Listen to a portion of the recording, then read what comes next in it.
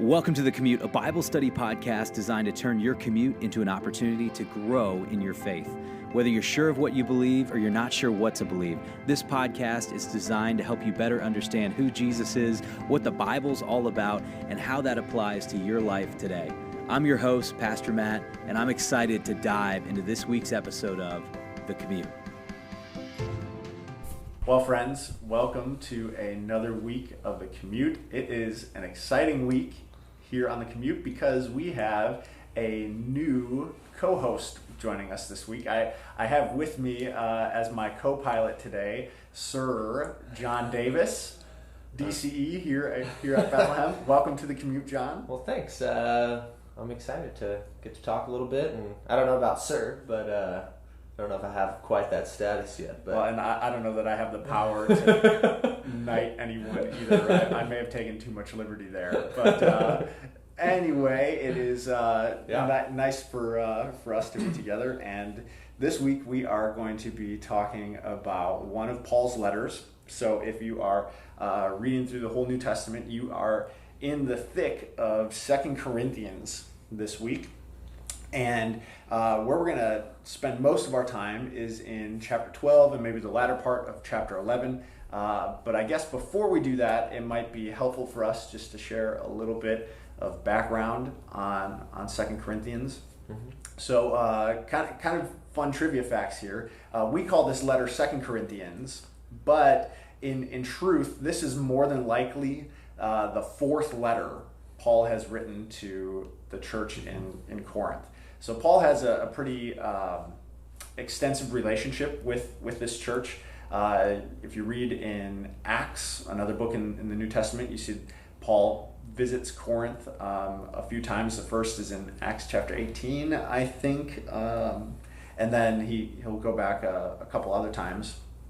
And throughout his travels and correspondence, he'll write some letters to them. And we have 1 Corinthians and 2 Corinthians in the Bible, but it's kind of interesting. In 1 Corinthians, Paul refers to a letter he'd written to them previously. So we think even before 1 Corinthians, Paul was writing to these churches. And then in between 1 Corinthians and 2 Corinthians, we believe there's another letter that Paul had written to them that we sadly don't have. Paul makes mention of a painful visit and a letter that he wrote after that. So long story short, what we have here is probably one of the last letters Paul has written to them.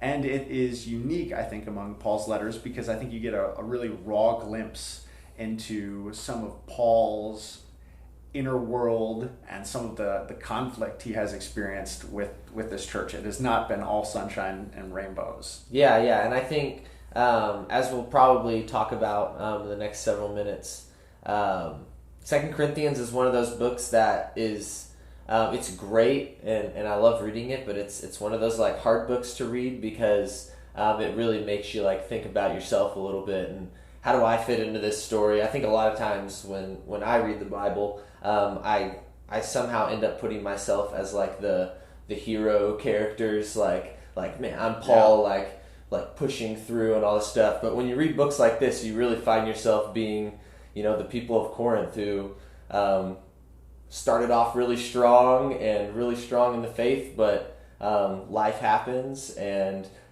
you slowly start to kind of lose the main focus of what this whole Christian life and following Jesus ultimately is really all about. So it's a tough book for me to read because it really makes me reflect on myself a little bit, which we all need to do every once in a while, but also ultimately just shows how much grace God really has for us, and the grace that and the love that Paul had for those people because of the love that God had for him. So I'm excited to talk about it. Awesome. So to give you just a quick flyby summary here, in 2 Corinthians, what you have is a lot of Paul just really laying his heart out there in front of this church because, as John mentioned, there have been some problems going on in this church. It's a group of newer Christians, and we know from 1 Corinthians that there were some messed up things happening in Corinth. Things like a man having his father's wife, things like people going to court with one another, all sorts of rivalries and competitions and things like this. So now fast forward to 2 Corinthians. It appears from what Paul is saying that there have been some people who have infiltrated the church in Corinth and are acting and saying things that are out of step with the gospel, and Paul's own message and apostleship have really come under fire. So a lot of what Paul is talking about in 2 Corinthians is really a defense of his own apostleship to them. And now let's pause and consider why this would be a big deal. It is a big deal for Paul to be an apostle because he is someone who has seen Jesus. And as someone who has seen Jesus, he has credibility. And the message he proclaims is something worth listening to. Well, apparently some other people have come in. Paul even labels them super apostles and have called a bunch of what Paul has been saying into question. And now Paul is basically taking 13 or so chapters to defend himself more or less. And where we've come to now toward the end of the letter is Paul getting quite real, quite honest, quite raw about what life is like as an apostle and why he's doing what he's doing, and how God is confirming his message through all that. Yeah, and I think and I think this is the part of the text and the letter that I think a lot of Christians today can even find themselves relating with a lot, because I mean it's not the easiest world to be a Christian in right now. It's a very postmodern world, and we see all the stuff that, and I'm sure we'll read some of the stuff that Paul went through. He talks about, I was stoned, I was shipwrecked, all these horrible things have happened to me, and I did it for the gospel.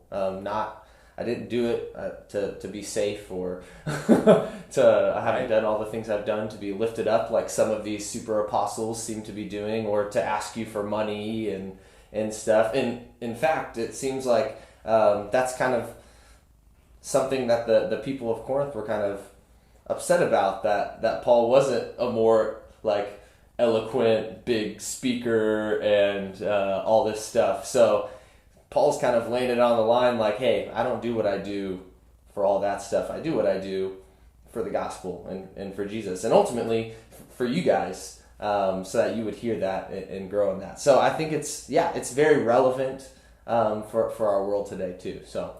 Oh, absolutely. Because what are our expectations for how things should look for individual Christians? How should things look for the larger church? And I think what we see in Paul is, very often God's idea of success or progress looks very different from what we think it ought to look like. So let's dive into some of this, John. There were some portions here at the end of chapter 11 that you were referencing before. Is it okay if I just go ahead and read some of these? Go for it. So Paul is, outlining some of his sufferings as an apostle, as John said before, to show the Corinthians that he's not in this for himself. He's not in it for financial gain. He's doing this all because of the message of Jesus and his death and resurrection.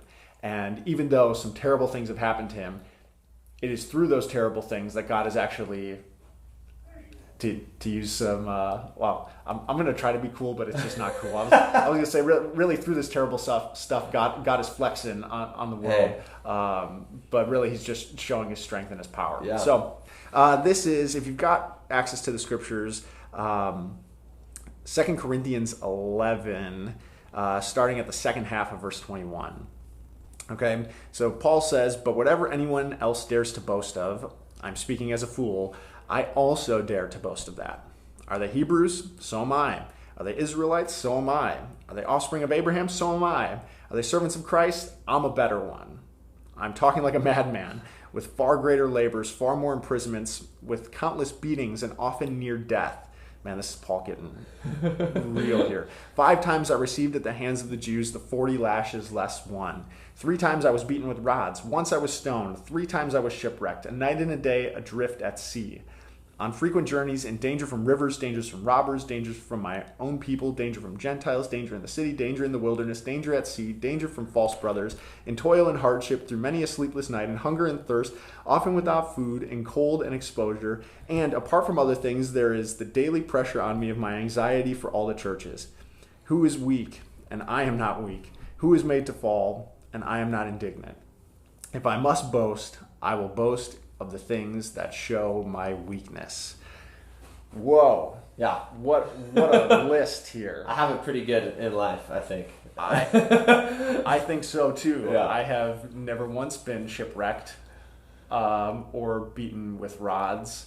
Paul's experienced some pretty horrible stuff. Yeah, and I think he's being really real right here. I think, like you said, and like we've talked about before, probably, is this just shows like the humanity of the Bible. Paul is, a great apostle. He wrote tons of the New Testament, most of the New Testament, and is this all around like guy that we kind of look up to as an evangelist and someone to look up to in the church. But right here we almost see like Paul was like a little bit offended by some of the stuff that these people are saying, and he's like, all right, I'm just going to go for it. Let me tell you all the stuff that I've went through. And if you're saying I'm doing this for me and stuff, well, let me just tell you the stuff I've went through. And I think it really shows this humanity of this is not easy. When Jesus said, like, you'll suffer for, like, life is not going to be easy as a disciple of mine. In fact, it's going to be the opposite. Paul's like, he wasn't lying. Let me tell you all the things that I've went through. But I'm going to be proud of those things. Like, I'm going to boast in those things that show my weakness and the things I've struggled with, because ultimately that shows how strong God is, that I can go through all of these things, and those seem like these horrible things, which they are, but it really shows that if God can work through those things and bring the gospel, then he can do anything. So right, it's out of events like the ones Paul's boasting in that the church was birthed out of. Yeah. And even the very fact that we have this letter and know of a church in Corinth is a testament to God's strength coming through in Paul's weakness here. And that is a tremendous encouragement for me personally, and I pray it is for all of you as you listen too, because the truth is that the same God who worked strength out of Paul's weakness 2,000 years ago is the God who is showing his strength in what may look like weakness in our own day and age. Yeah, because I think, and when we say this word weakness, a lot of times we think maybe it might be meaning, something that we're not good at, which that's a weakness, something that we struggle at. But I think when Paul is talking about these weaknesses, but then he's saying all these things that he really has no control over, like, I'm sure he didn't mean to be shipwrecked, or that wasn't because he wasn't a good sailor. There was just really bad weather. Like, I think weaknesses and how I look at that is it's just those things that are in the world because it's not a perfect world. Those things that we are not God. We are not Jesus. We're not perfect. So we have these inevitable weaknesses of the flesh that we have to deal with. And there's no getting around them. They're just in life. Whether it's something you have control over or something you have absolutely no control over. Like, I don't think I had any control over a crazy worldwide pandemic that came out and kind of stopped life as we know it. But that is a weakness of the flesh that we're dealing with by no fault of our own. And that's what we're living in right now. And kind of putting ourselves in Paul's shoes, how do we boast in that weakness that we're going through currently and the things that we will continue to go through? Yeah, I mean, as you just said that, I'm just now considering that for the first time, boasting in the pandemic, and I don't even know how I would say that right now. But I know that you are exactly right. That's the kind of thing that we boast in, because I mean, the truth is, God is still at work in the pandemic, and Jesus is drawing people to himself and is opening doors that were previously shut. doing things far beyond our imagination. So let's continue here with just a little bit more of what Paul says in chapter 12 now. He goes on to boast just a little bit more and talks about himself personally and how he knows a person that was caught up into the third heaven. Mm-hmm. He's talking about himself here. But even though he's experienced these like lofty, amazing sorts of things, God sends him what Paul calls a thorn in the flesh. And we don't know exactly what it is, but it is something that humbles Paul and reminds him of his own weakness, his own humanity, mm-hmm. and his dependence on God. So there are a few verses that I think we should really read here. John, would you go ahead and read? Yeah. Let's see, where should we start here? This is just all so good. Maybe verse 7. Yeah, that's verse 12 too. Yeah. So this is after all that stuff that Casey just talked about with all these great things that Paul has experienced. Then he says this: "So to keep me from becoming conceited because of the surpassing greatness of the revelations, a thorn was given me in the flesh, a messenger of Satan to harass me, to keep me from becoming conceited.